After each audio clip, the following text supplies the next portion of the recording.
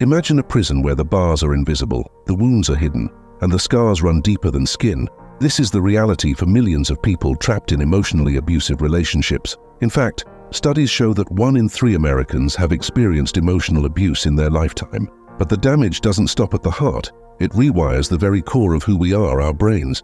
Welcome to This is How Emotional Abuse Rewires Your Brain. In the next few minutes, we'll dive into the cutting-edge neuroscience that reveals the shocking ways emotional abuse alters our neural pathways. You'll discover how seemingly harmless words and actions can physically reshape our minds, affecting everything from our decision-making to our ability to form healthy relationships. Before we continue, I'd like to take a moment to ask for your support.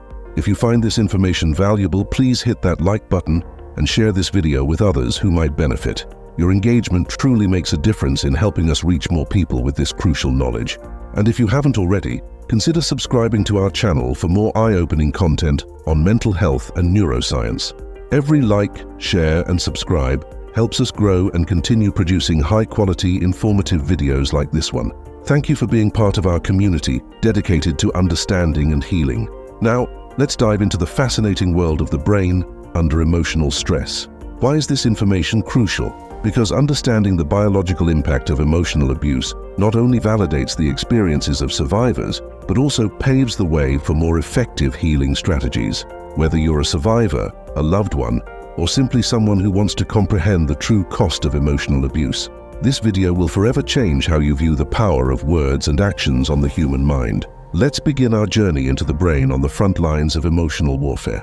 Emotional abuse is a pattern of behavior that involves the continual emotional mistreatment of an individual. It's a form of psychological abuse that aims to control, isolate, or frighten the victim. Unlike physical abuse, emotional abuse doesn't leave visible scars, making it particularly insidious and often harder to recognize. Emotional abuse can manifest in various ways, including verbal attacks. This includes name-calling, insults, and constant criticism, gaslighting. A tactic where the abuser makes the victim question their own reality or memories. Isolation.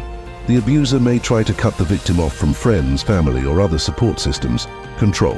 This can involve dictating who the victim can interact with, even on social media. Intimidation. Using threats or aggressive behavior to instill fear.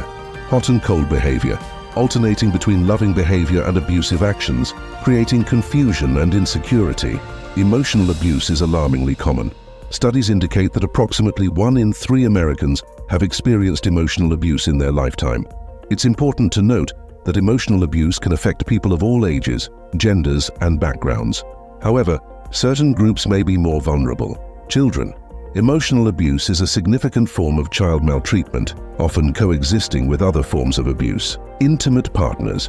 In romantic relationships, emotional abuse can be a precursor to or accompany other forms of abuse.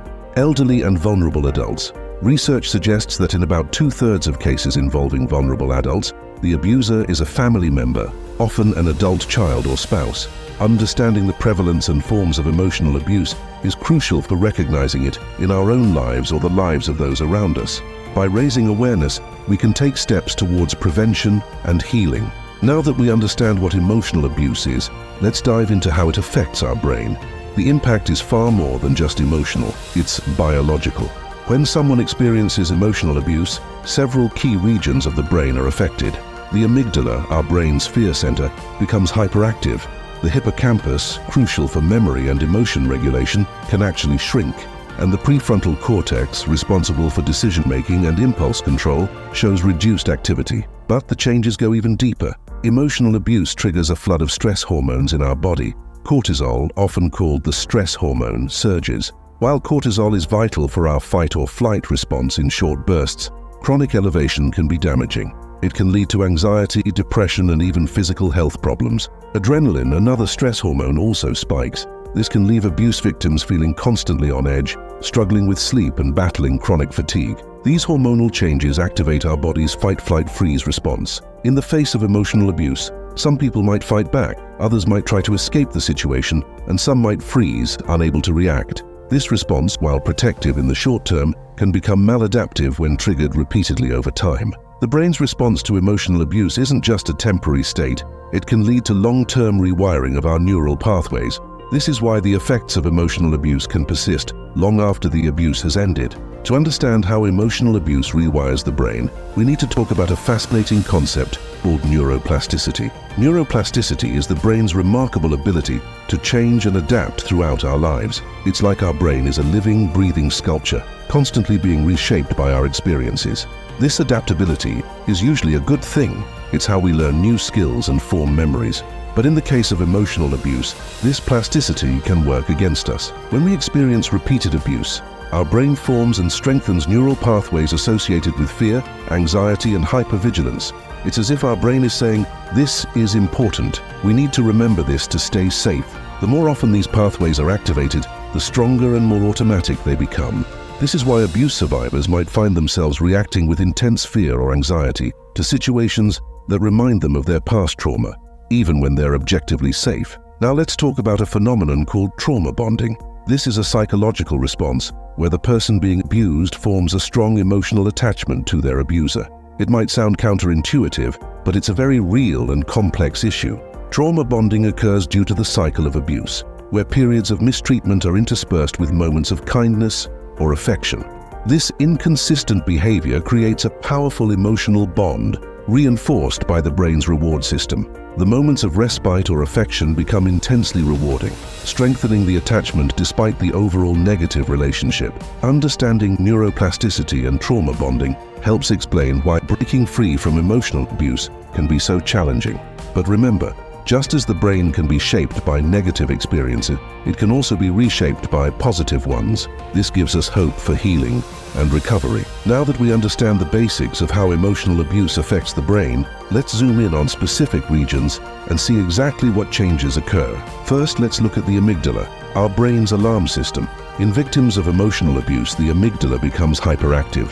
It's like a smoke detector that's far too sensitive, constantly alerting you to danger, even when there isn't any. This hyperactivation leads to an exaggerated fear response, leaving survivors feeling anxious and on edge, even in safe situations. Next, we have the hippocampus, crucial for memory formation and emotion regulation.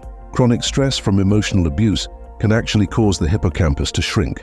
This can lead to problems with memory, especially in recalling the specifics of traumatic events. It can also make it harder to regulate emotions effectively. Moving to the front of the brain, we find the prefrontal cortex. This is our brain's CEO, responsible for decision-making, impulse control, and emotional regulation. Emotional abuse can reduce activity in this area, making it harder for survivors to make decisions, control their impulses, or manage their emotions. Now let's talk about a less-known but equally important part, the corpus callosum. This is the information superhighway connecting the two hemispheres of our brain. Studies have shown that emotional abuse can lead to a decrease in the volume of the corpus callosum. This can affect how well the two sides of the brain communicate, potentially impacting everything from emotional processing to problem-solving abilities. Lastly, let's look at the chemical changes. Emotional abuse doesn't just alter brain structures, it also affects our brain chemistry. Two key neurotransmitters often impacted are serotonin and dopamine. Serotonin, often called the feel-good neurotransmitter, can be depleted in cases of chronic emotional abuse. This can lead to symptoms of depression and anxiety. Dopamine, which plays a crucial role in our reward system, can also be affected. This can lead to difficulties in feeling pleasure or motivation, and in severe cases, can contribute to addictive behaviors as the brain seeks to compensate for the dopamine imbalance. These changes might sound alarming, but remember, our brains are incredibly resilient.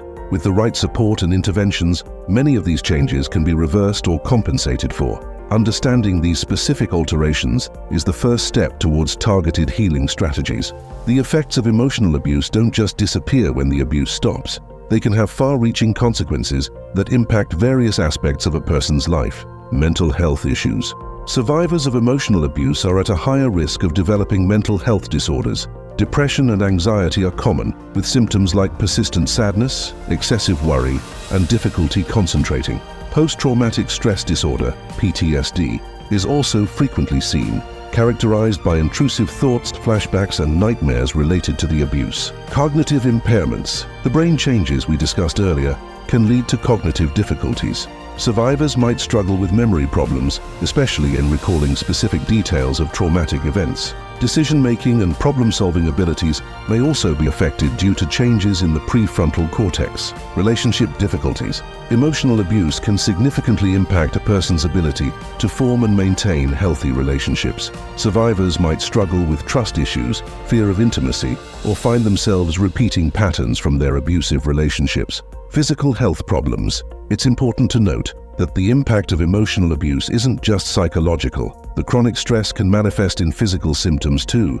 These might include headaches, gastrointestinal issues, and a weakened immune system, making survivors more susceptible to various health problems. While these consequences may seem overwhelming, it's crucial to remember that healing is possible. With proper support and treatment, survivors can overcome these challenges and reclaim their lives. Despite the significant impact of emotional abuse, there's hope. Our brains have an incredible capacity for positive change, a concept known as positive neuroplasticity. Just as negative experiences can rewire our brains, positive experiences and targeted interventions can help us heal and create new, healthier neural pathways. There are several therapeutic approaches that have shown promise in helping survivors of emotional abuse. Cognitive behavioral therapy, or CBT, helps individuals identify and change negative thought patterns and behaviors. It's particularly effective in treating anxiety and depression stemming from abuse. Another powerful tool is eye movement desensitization and reprocessing,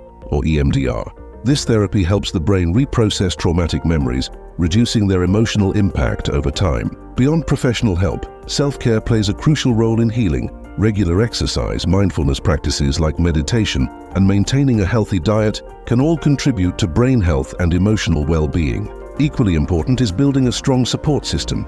Connecting with others who understand your experiences, whether through support groups or trusted friends and family, can provide invaluable emotional support and help reinforce new, positive neural pathways. Remember, healing is a journey, not a destination. It takes time, patience, and often professional help. But with each step forward, you're literally reshaping your brain, creating a healthier, more resilient you.